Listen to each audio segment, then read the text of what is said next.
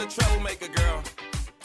Welcome to Smart Life. I'm Dr. Gina. Good to have you with us today. Now, Obamacare, it has forever affected the way we do business in America. And even if it were repealed today, there's very little hope that we'll ever truly know the free market economy the way we once did in this country.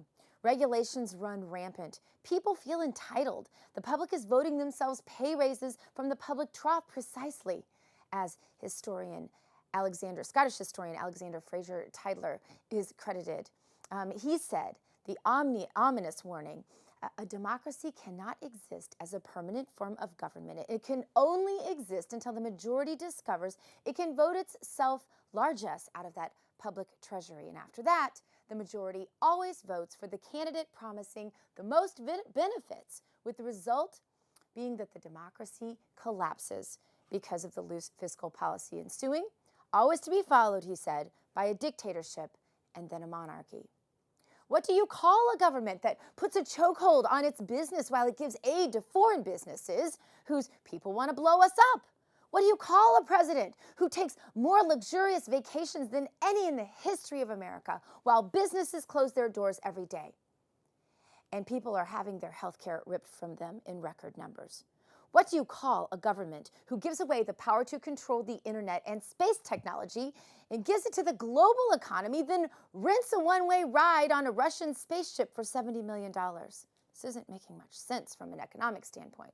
What is this administration, if not royalty? De Tocqueville pointed to another frightening truth we are seeing played out today. A democratic government, he said, is the only one in which those who vote for a tax can escape the obligation to pay it. Think about Obamacare. It's bankrupting businesses, putting a stranglehold on doctors, removing patient care, and yet the very politicians who've imposed this corrupt and broken system don't have to use the system at all, the one they sold to the American people. The American people, I think, though, are waking up to the horror of this reality. But it's almost too late. It sounded so good, kind of like pizza. The right amount of cheese, heavy on the meat. You can keep your pepperoni.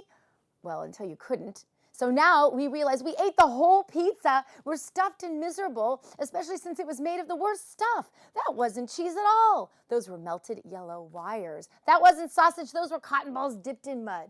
That wasn't crust. That was puff plastic. And the pepperoni they said we could keep, we can't. And our relationship with the pepperoni was critical to the pizza eating, if you have a relationship with your pizza like I do. So when will the American people learn that wanting something for nothing from government is a dead-end street? This morning, my little guy Jack woke me up with his own brand of an economics lesson. I love when you learn from your kids. That's the best part of parenting. He told me that he wanted some new shoes, and I asked him what kind. And he said he wants the ones he described when they were white. They had some chains on them or something, some sort of sneakers, I don't know. But anyway, he said, like the homeless guy has out on the street corner when he's done for the day. And I inquired, I'm like, you want shoes like the street bum? I'm trying to understand this. This should be easy. We'll just go to the nearest thrift store, right? Oh, but he corrected me. Not the ones that the homeless guy wears to work his street corner, but the ones he wears after he's done working the street corner with his "will work for food, God bless you" sign. But, he said, I think they're really expensive. We might not be able to get them. The bum wears really expensive shoes, I asked Jack. Oh, yes, he wears those expensive, wears them with that expensive Padres hat I've been saving up for, and the designer jeans and the dude shirt after he's done with his day working as a bum. I said to him, what do you think of that? He said, well, he's very analytical. I guess it's bad because it's lying, but it isn't as bad as Obamacare and welfare because at least the bum does something.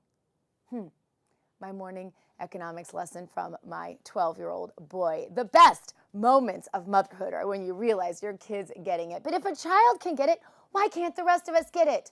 Why do we still bet on childish hopes like something for nothing?